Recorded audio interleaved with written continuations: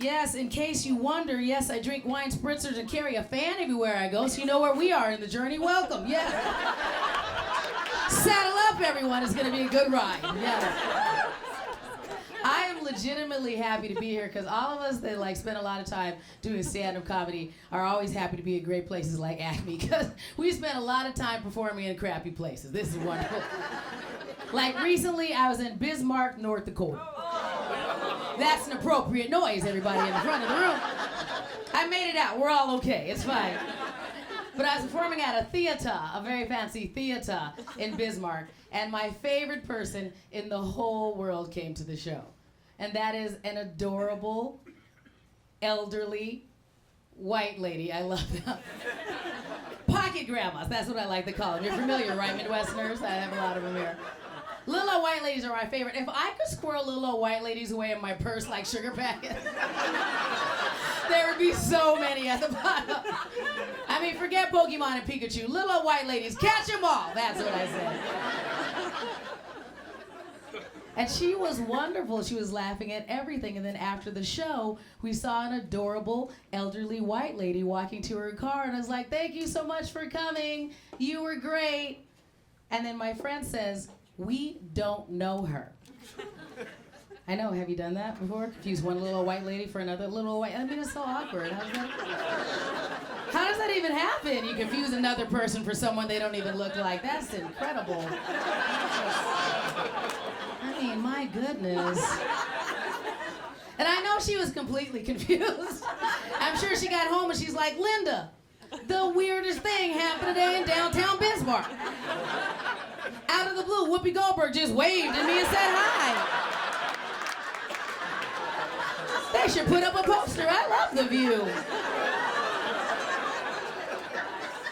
Thank you for sticking with me on that one, Midwesterners. I know you guys get a little tense when we didn't say racial. We didn't even get to racist. Y'all tense right up like, oh, I don't know if we should laugh at the black lady's jokes there. You know, might hurt her feelings later. I don't know. That's all right. You guys are fine. I grew up in Arizona where we have real racists. You're okay? You guys know about Arizona. That's where you send all your old people to die. Bye-bye, Nana. Enjoy your rock lawn.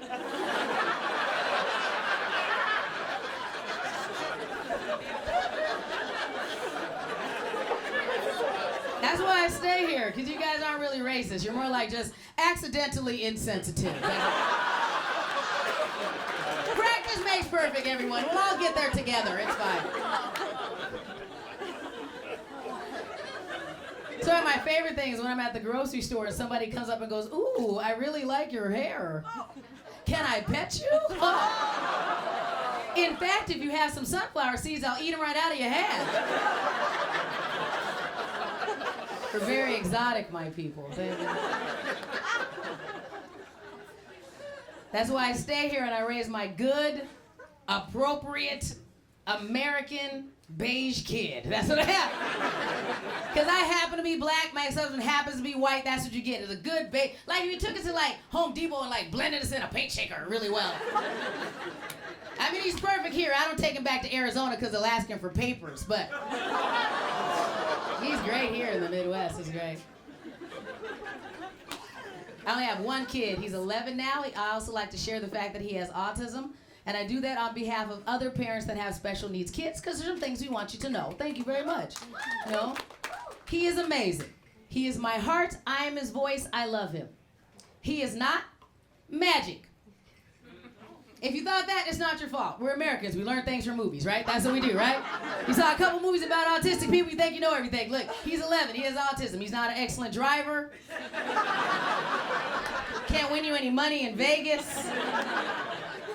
Then a couple TV shows came out and made it worse. They're like, oh, he has autism. What's his special thing? Emotionally manipulating me for more popsicles. That's what he does.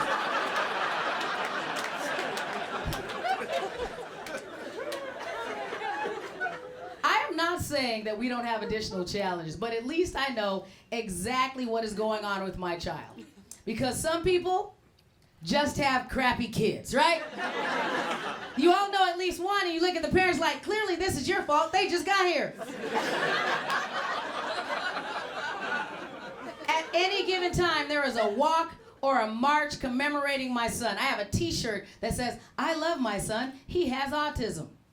They don't have a shirt that says, I love my son, but he's crappy. They don't.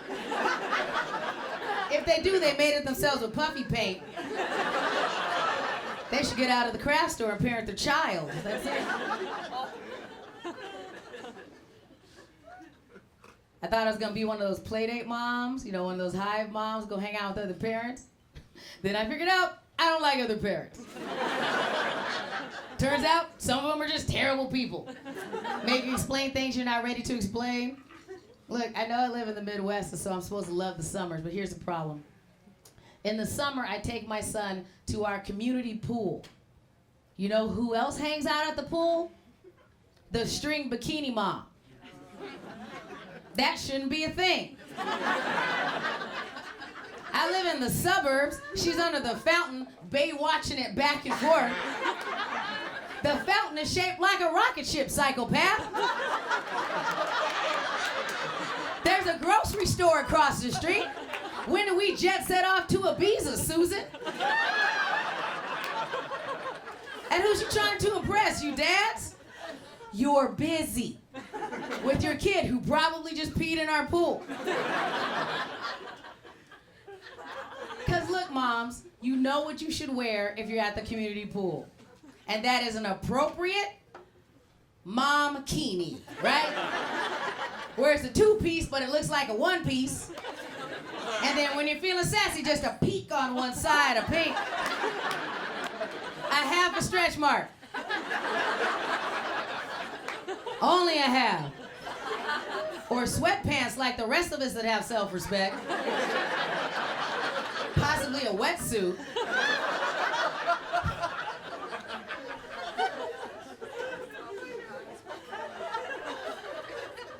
It's hard. I'm the oldest one in my family. I have two younger sisters, and they're almost 30, but they don't have kids yet. So all they care is they don't want me to be a crazy mom. Because our mom used up all the crazy left in the family.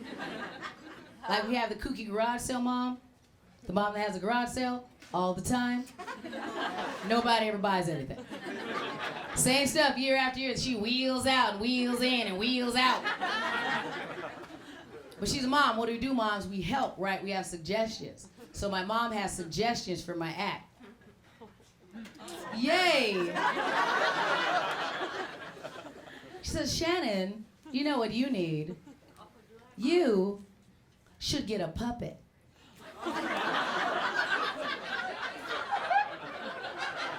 Like, Mom, I'm not a ventriloquist. I don't have puppet jokes. No, don't use the puppet. Just take it on stage and set it there. And never acknowledge it. Then, if anyone ever asks you about the puppet, just say, what puppet?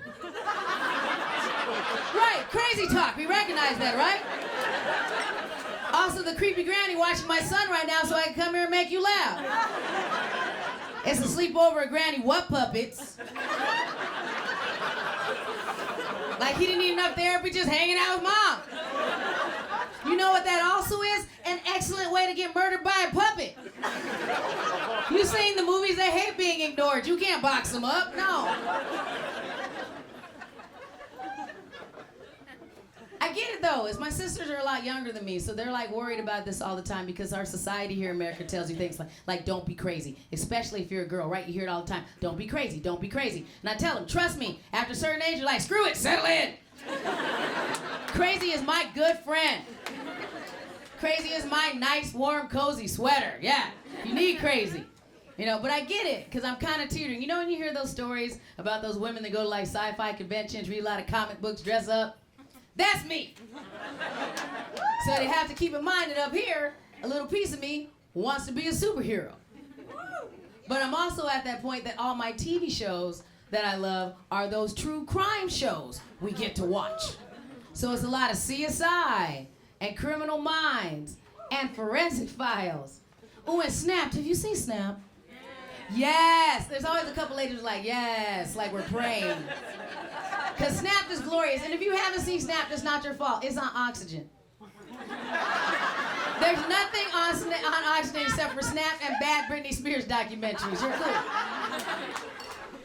The reason why Snapped is glorious is all about women who become murderers. Normally over something that seems relatively minor. Tina went to work one day, and somebody took her parking space. And the whole building got poisoned. That's it. You should pay attention to your coworkers. They might have some issues you should address. And I know that's a weird hobby. What do I do in my free time? Sit in the basement, marathon serial killers on the flat screen, right? What could possibly go wrong? Here's the thing, it makes me make unrealistic decisions in real life situations. Because I came home from work and I'd accidentally left my front door open. I should have guessed that. But all I can think is, a serial killer has snuck into my home. But I didn't jump off the crazy train there. No, I decided to ride that train all the way into town. Because now I'm going to protect my home. And I'm not a good American with a gun collection. But I do have a sword collection.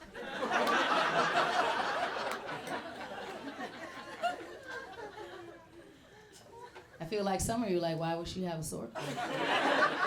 Zombie apocalypse, that's why, quiet people. Catch up. You run out of gun, you don't run out of sword. That's just good planning. They can stay here and get eaten. There's no room on the truck for them, that's why. So I snuck into my house, grabbed a sword, then went through it, clearing it like I'm a ninja. And of course, there was nobody in the house. But I was surprisingly disappointed by that fact. That's a lot of adrenaline to dump. You're expecting a Kill Bill style showdown. No, it's just me on a Friday night going, this is exactly why I don't have company. I'm Shannan, everybody. Enjoy the rest of the show.